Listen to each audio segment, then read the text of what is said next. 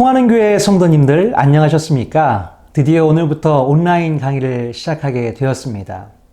오늘부터 하게 될 강의는 통성경학교 104개의 강의 중에 통성경 길라잡이 52개의 강의를 먼저 시작하게 됩니다.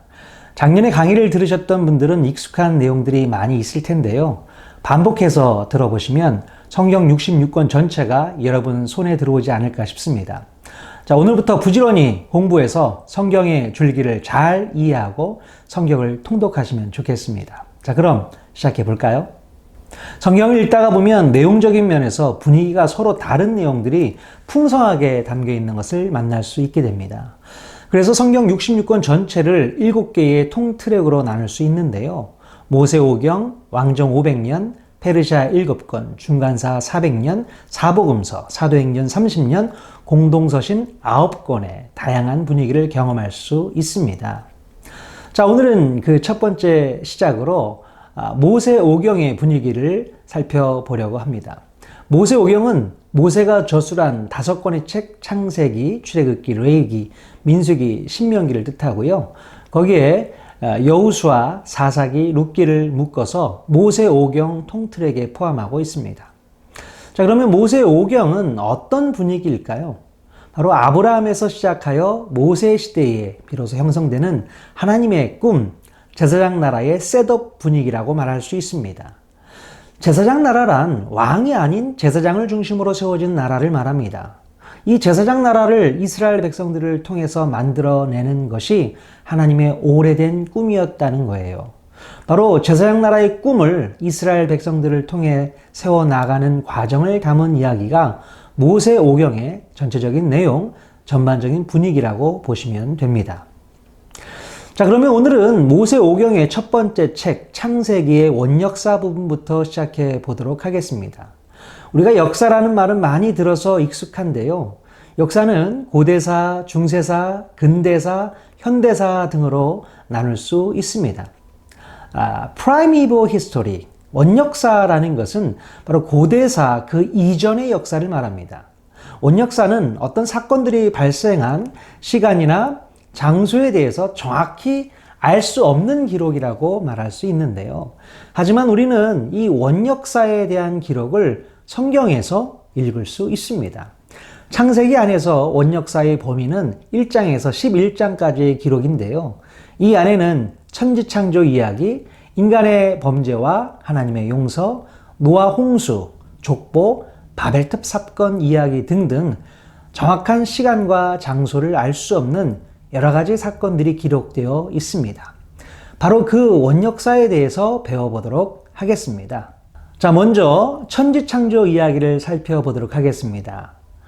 이 이야기는 바로 하나님께서 시간, 공간, 인간을 모두 디자인하셨다는 내용입니다.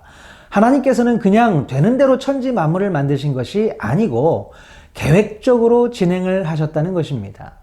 첫째 날에는 빛을 만드시고 낮과 밤을 하루라고 정하셨습니다.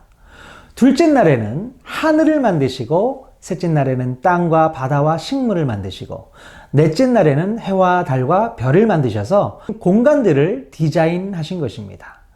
다섯째 날에는 새와 물고기, 여섯째 날에는 여러 동물들과 드디어 우리 인간을 만드신 것이지요. 그리고 마지막 날에는 무엇을 하셨을까요? 편히 쉬시면서 안식하시게 됩니다. 우리가 이렇게 천지 창조의 순서만 보더라도 하나님의 지혜를 느낄 수가 있는데요. 하나님께서는 월, 화, 수, 목, 금, 토, 일주일이라는 그 시간을 세팅해 주셔서 지금까지 이 시간 세팅을 유지하고 있음을 알 수가 있습니다. 6일 동안은 열심히 일하고 하루는 안식하라는 이 일주일 단위의 시간 세팅은 창조 이래로 하나님께서 우리 인간들에게 베풀어 주신 놀라운 선물이라는 것을 알아야 합니다. 자, 그리고 또 한 가지 천지 창조에서 우리가 주의 깊게 살펴볼 것이 있습니다. 그것은 바로 창조의 과정 가운데 하나님의 마음이 담겨 있다는 사실입니다. 좋았더라, 좋았더라, 좋았더라, 심히 좋았더라. 이렇게 하나님께서는 천지 만물과 인간을 만드시고 기뻐하셨던 마음을 반복해서 표현해 주셨어요. 이렇듯 하나님의 마음 표현은 창세기에서부터 요한계시록까지 계속해서 이어지고 있음을 놓치지 말고 살펴보셔야 합니다. 자, 그 다음 이야기는 인간의 범죄와 하나님의 용서 이야기입니다.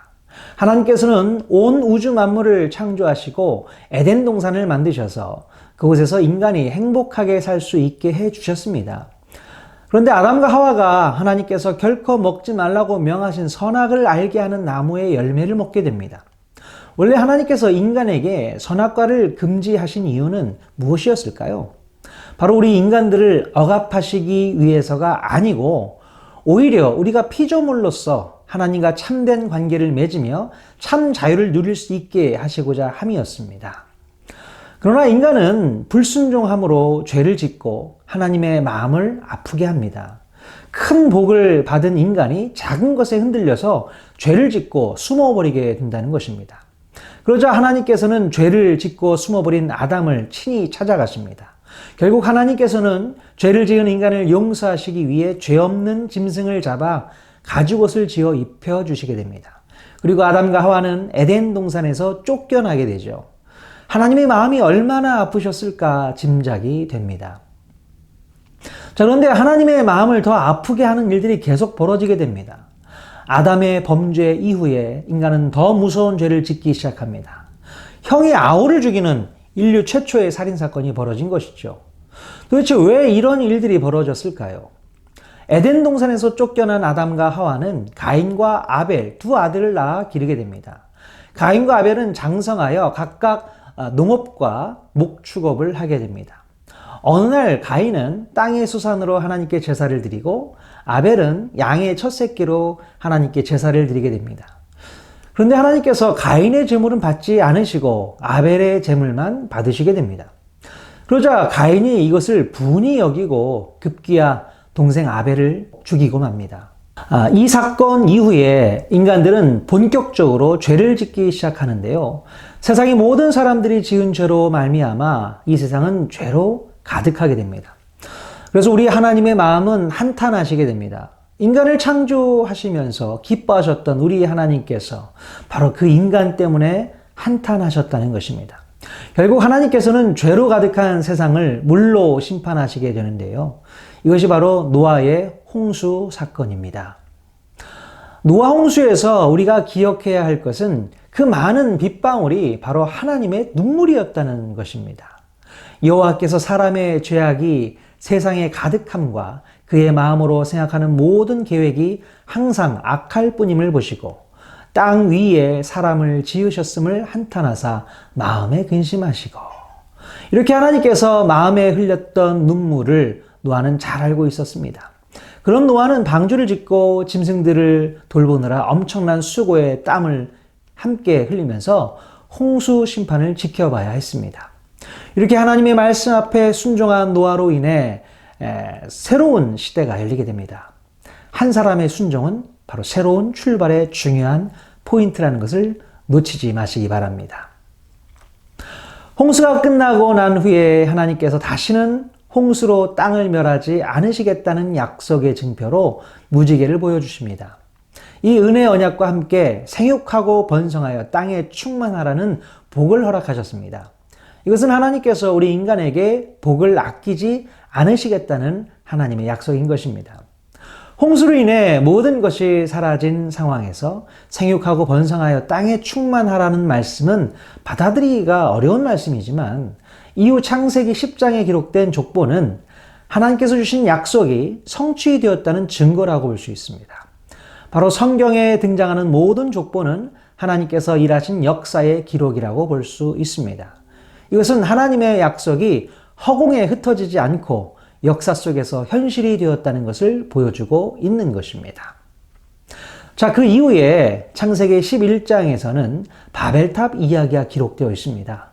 하나님께서는 하나님의 형상을 닮은 인간이 온 지면 곳곳으로 퍼져서 하나님이 베푸신 복과 은혜를 널리 알리며 살기를 원하셨습니다. 그런데 노아 이후 다시 많아진 사람들은 하나님의 뜻과는 반대로 흩어짐을 면하고자 했습니다. 즉 하나님의 말씀에 불순종하고 교만하여 스스로 높아지려고 했던 것입니다. 사람들의 교만은 결국 바벨탑을 쌓게 되죠.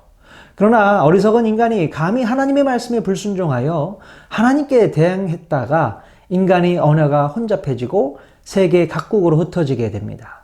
바벨이라는 의미는 헛소리라는 뜻을 가지고 있습니다. 즉, 탑의 꼭대기를 하늘에 닿게 하겠다, 우리의 이름을 내자, 흩어짐을 면할 수 있다 등등 인간은 하나님 앞에서 이런 헛소리를 내뱉으면서 자신의 교만함을 드러내며 대항하게 됩니다. 그래서 하나님께서는 그들의 언어를 혼잡케 하셔서 각국으로 흩어지게 하십니다. 이로 인해서 전 세계적으로 6,800여 개 정도의 다양한 언어들이 형성되어집니다. 그런데 놀라운 사실은 온 세계 그리스도인들의 언어는 오직 한 가지, 성경이라는 사실입니다. 우리는 성경을 가지고 하나님의 계시를 알 수 있습니다. 오직 성경으로만 하나님의 계시, 하나님의 뜻을 알 수 있습니다. 우리 모든 그리스도인들은 성경이라는 세계 공용어를 가지고 수많은 세계 언어들을 통하여 하나님의 큰 일, 즉 예수님의 십자가 이야기를 전해야 합니다. 이렇게 우리는 원역사 이야기를 크게 5가지 정도로 살펴보았습니다. 천지창조, 인간의 범죄와 하나님의 용서, 노아 홍수, 족보, 바벨탑 이야기 등 원역사 부분을 충분히 이해하고 이제 역사 속으로 넘어갈 수 있어야 합니다. 자, 다음 시간에는 족장사 이야기를 함께 나누어 보도록 하겠습니다.